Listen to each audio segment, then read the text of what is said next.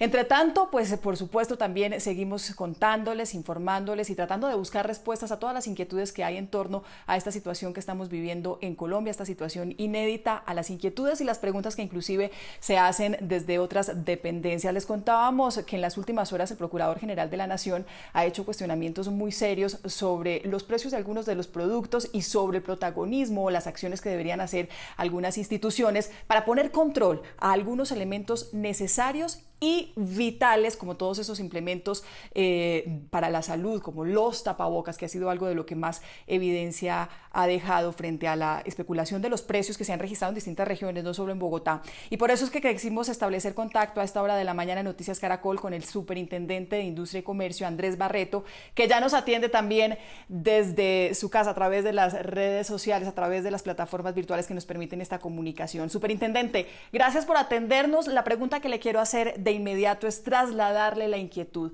¿Qué está haciendo hoy la Superintendencia de Industria y Comercio para regular los precios de tapabocas, de geles antibacteriales, para que no haya especulación? Mónica, muchas gracias. Pues no lo está haciendo hoy, lo está haciendo siempre porque es la autoridad de consumidor y desde el 4 de marzo hemos venido adelantando visitas de inspección, requerimientos y cruzándonos los sistemas de información con el fin de determinar quién puede estar incurriendo en esas conductas de especulación, acaparamiento, agiotaje, con el fin de trasladar a la Fiscalía, con quien venimos trabajando en un cuerpo combinado de policía judicial, aquello que sea delito, y nosotros adelantar las investigaciones administrativas precisamente en esos tres elementos que usted ha señalado: geles antibacteriales, tapabocas, guantes quirúrgicos e incluso hemos abierto un poco la competencia hacia productos de aseo como jabones antibacteriales.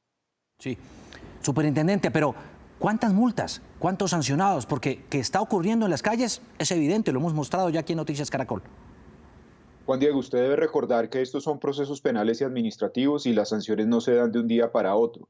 Primero, porque la situación se declaró en emergencia hasta el 12 de marzo. Segundo, porque hay que recabar toda la información para procesar y en eso estamos unidos con el DANE, que fija el índice de precios al consumidor. Y tercero, porque para poder actuar más rápidamente necesitamos que regulen los productos. Eso ya se lo solicitamos al Ministerio de Salud desde el 12 de marzo para que nos permita actuar en el comercio directo y esperamos que a más tardar hoy ojalá ya esté el decreto expedido con el fin de que podamos ir al comercio directo y así poder tener mayor capacidad de acción.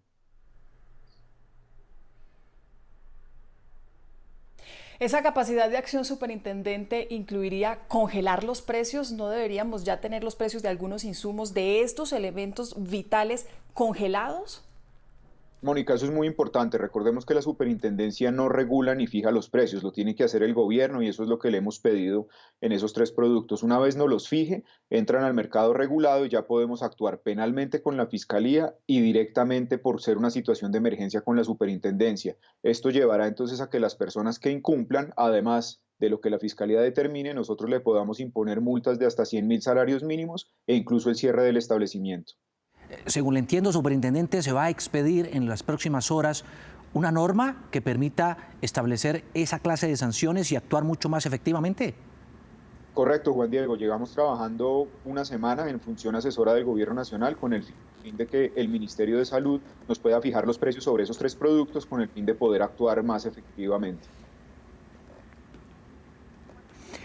Superintendente, hemos visto también algunos médicos que están denunciando, en el caso de Santander, pero también en otras partes de Colombia, ese acaparamiento de los insumos médicos básicos, elementales, que los necesitan ellos, que están ahí en la primera línea de atención a todos estos contagiados con el COVID-19.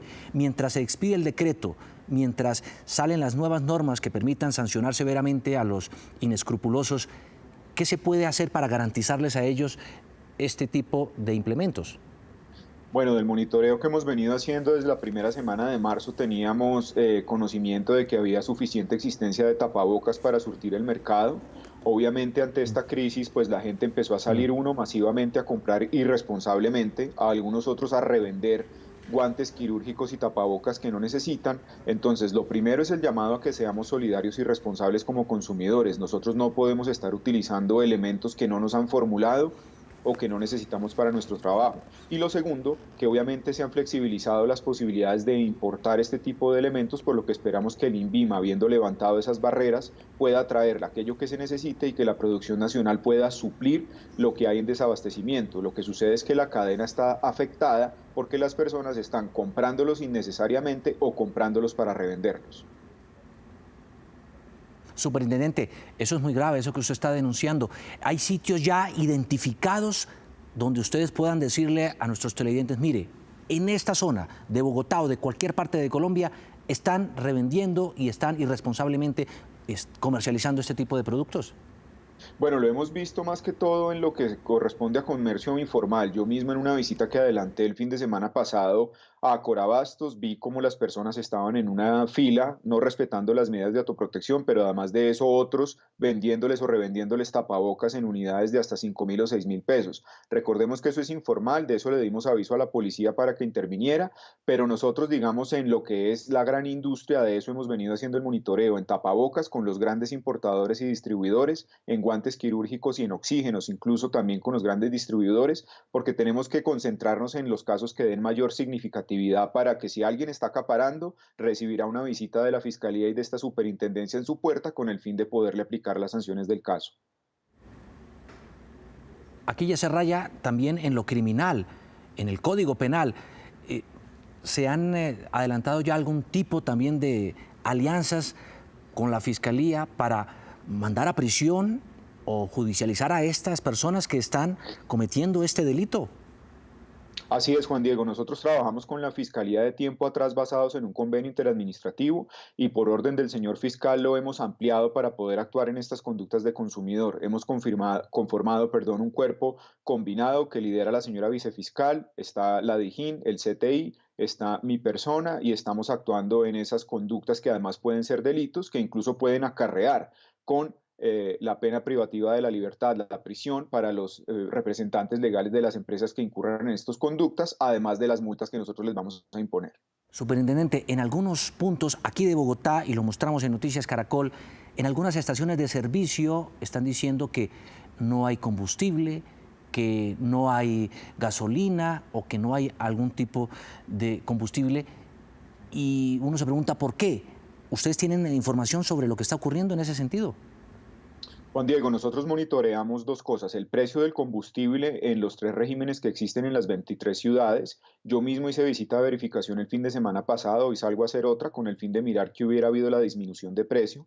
Recordemos que Bogotá tiene capacidad de abastecimiento total, incluso hay competencia entre las marcas por el galón de gasolina y ya hay el comportamiento de una baja de 9.300 o 9.400 de corriente a casi 7.500 pesos o 7.800 en algunos casos, lo cual seguimos monitoreando, cruzando la información con el Ministerio de Minas y Energía, pero en Bogotá sí me causa mucha curiosidad esa situación porque Bogotá tiene capacidad de abastecimiento total. El régimen más complicado es el de otras ciudades que están a más de 100 kilómetros de centros de distribución y 23 ciudades de Colombia que tienen un régimen distinto.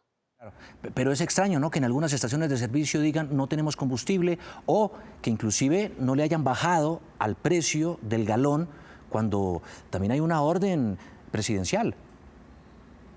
Eso es correcto, Juan Diego. Hay que tener en cuenta que aquellos que todavía tengan inventario comprado en el precio anterior, es decir, lo que tienen almacenado en sus tanques subterráneos, tienen que terminar de venderlo a ese precio. Por eso, una vez expedido el decreto, dejamos que pasaran 3 o 4 días para mirar el comportamiento del mercado. El fin de semana ya constatamos las bajas y vamos a seguir adelantando esas visitas de inspección que no se han hecho a menos de 300 surtidores de gasolina para mirar precio y cantidad exacta del galón.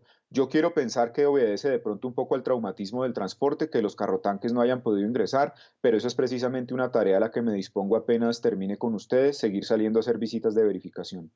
Interesante eso que está diciendo, superintendente, sobre todo se lo digo porque es que cuando sí le suben el precio al combustible, prácticamente a la hora cero es al otro día, primera hora, y le suben automáticamente.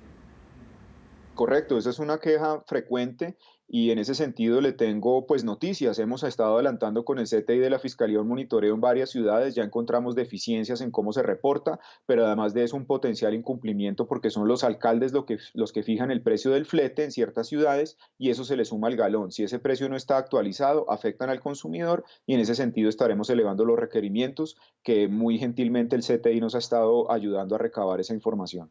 Sí.